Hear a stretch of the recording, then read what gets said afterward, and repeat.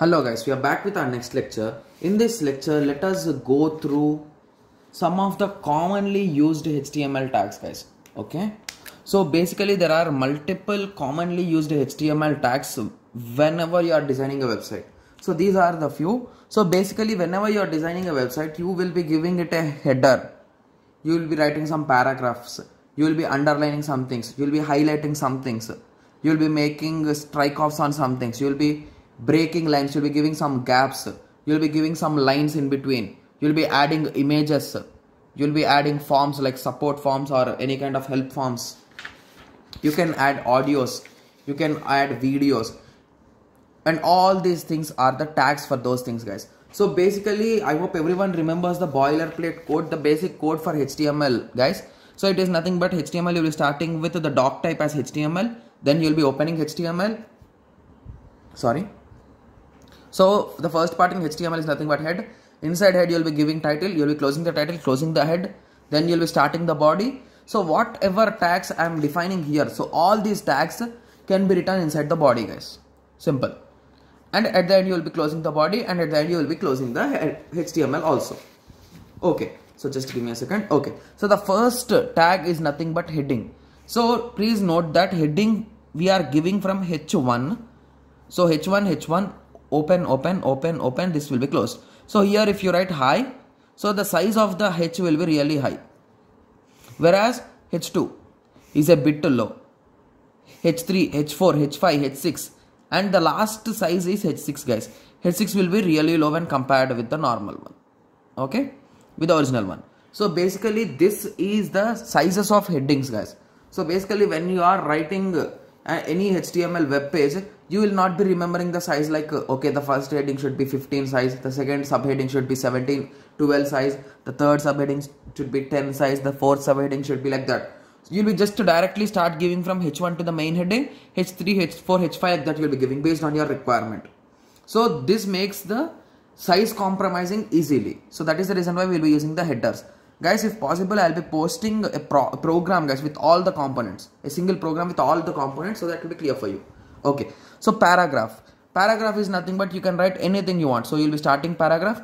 You will be writing, hi, hello, my name is so and so. I am from here. I am studying in this college. I am doing that job. Like that you can write, and you will be closing the paragraph. So all this data will be written one after the other. So the exact format how you are writing, that's what it will be reflected onto the screen. Okay. Similarly, bolt. Inside B, like B, you wrote hello. And you closed the bolt tag. Okay. So you will be getting hello in bolt. So you will be getting,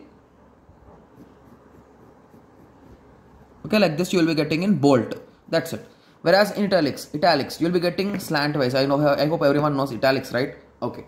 So you will be getting in italics wise. So strike is nothing but if I write strike here, it will be cutting this hello. HELLO, it will be cutting it. In some websites, you'll be finding these kind of things to remember few things. They will be striking off few things, right? So that's the reason why that is important. And after that, you can have underline. So HELLO, underline. If you give U and U /U. Okay. So basically till now we discussed the common tags, guys. These are the commonly used tags. Even we are having sub also. So sub and sub are nothing but sub is nothing but the subscript. So when you are running a mathematical website, you often need x2 plus x3 like these kind of equations, right? So for these things you will be using this sub. So it is nothing but it will move to subscript. Whereas a sub, that is nothing but superscript, is nothing but x square plus y square for these things. It will be coming in the up. Okay. So if you are thinking that I am not explaining each and every one individually in detail, you can just go to W3 Schools, guys. That's the best website for HTML. So you can find for each and every module, you will be finding a page, and in that you will be having a clear and detailed examples. So basically these are commonly known and well-known things, right? So that's the reason why I'm just skipping them. Okay. So further moving on, we will be discussing about these things in detail, guys. So that's the reason why I didn't write the tags here. So we'll be discussing these all in our next videos, like around in 6 to 7 videos, we'll be discussing about all these things.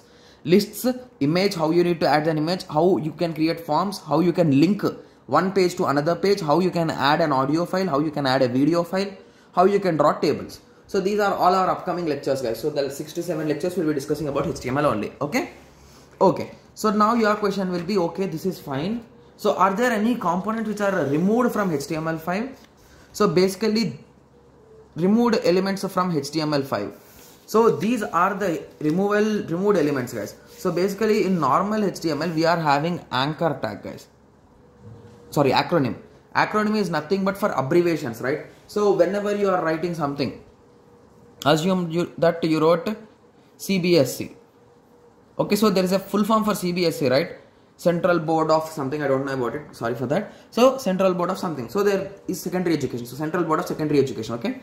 So CBSE. So that is nothing but abbreviation, right? So previously we used to give acronym for that. So you will be writing a CBSE. Okay, inside acronym you will be writing CBSE. So it will be printed in that way. So if you want examples, you just type this thing in Google, guys. Acronym in HTML. You will get an example. Okay. Similarly, we are having, instead of applets, we got objects here. And in terms of a base font. So remember, guys, whatever operations which we tried to do here, like from bold, italics, striking it off, underlining. So all these things are converted into CSS, guys. So basically these things you find rarely, you can use them. There is no restriction that you should not use them. You can use them, but it is preferred to write them directly in your CSS files, not directly. Okay. So we are converting the base font to CSS. Okay. The font size big is nothing but it will be increasing the size, guys, or it will be converting the whole thing into capital letters. Big means, okay. So that's also converted into CSS. Center, like it will be aligning this thing into center. You can write center. Inside center you wrote, I think, assume that image src equal to something. So after that you closed the image. Okay, there is no need of closing image, right? Sorry for that. After that you closed the center. So this image will be placed in the center of the web page. So previously we used to do this directly from HTML. So in HTML5 they told that it is better to do it in CSS. Okay. Similarly for dir we are using UL now. For font we are using CSS, and we removed these things, guys. So the complete components of a frame are completely removed in HTML5, guys. Okay. And instead of strike we are using S or delete in HTML5, and TT we are using CS. Okay.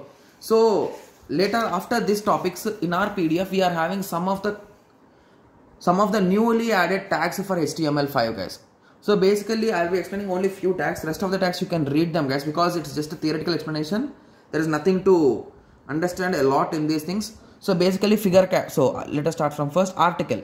So article is nothing but you are writing paragraphs and all those things, right? So indirectly all the paragraphs will be having some specific size configuration internally, right? You can edit them if you want, but they are having some particular specification.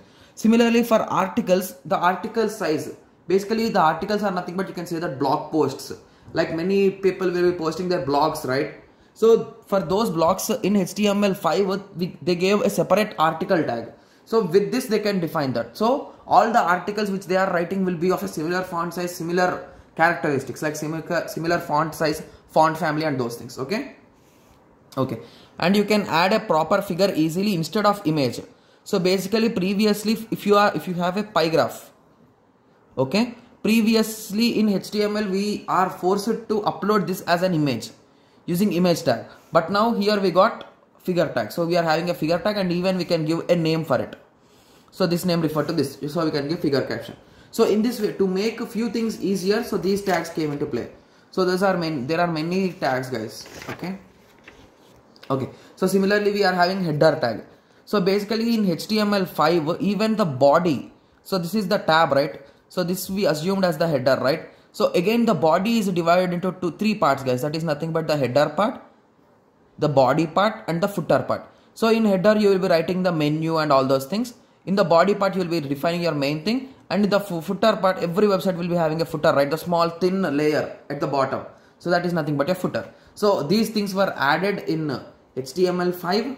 Okay, and we have also added nav, mark, main. Guys, just to go through the definitions, guys, it's 100% clearly written there. So these are just the standard definitions. If you are getting confused, just Google them. You'll be getting many examples on that. Okay. So in this way, there are many things which have been added, guys. Okay. So these are the few. We added time, WBR. We added data list. Okay, and we added SVG. So I told you in some video I told you, right, scalable vector graphics images. So these images can be zoomed in as much as you want. Okay, so those kind of images can also be directly uploaded using SVG tag. We have canvas for drawing, guys. So you are having the drawing board, right? So paint app in your system. So the same paint app you can directly use using this canvas. So you can build the canvas and you can give the functions for it, and the user can draw in or do anything he wants. So we have added the audio source track. Track is nothing but in place of both video and audio tracks, only the audio part will be there. Of both video and audio can be stored in this track, and video is also defined for video content. Okay, so these are the few tags which have been added, guys. Okay, so I hope everyone got some clear idea on the HTML tags, right? So the previous tags what we are using and what we are going to use, like these are the new tags, right? Okay, so now in the next lectures we will be starting with the links, guys. So we'll be discussing these things in detail, like with one example for each, so that you will be getting a clear idea. Because these things, what will be the example, guys? Just to write something in between and show the output, that's it. There is nothing more needed. If I find any other tags other than this, like there are many tags, so basically these are the commonly used when you are designing a website. These will be enough to design the front end of the website looking cool. Okay, so now let us move on to types of links. So basically in our next lecture we will be continuing with the links, guys. So how you can link a particular web page button to another web page. So web page to web page connection we will be discussing. Okay, so let us meet in the next tutorial. Thank you, thanks for watching.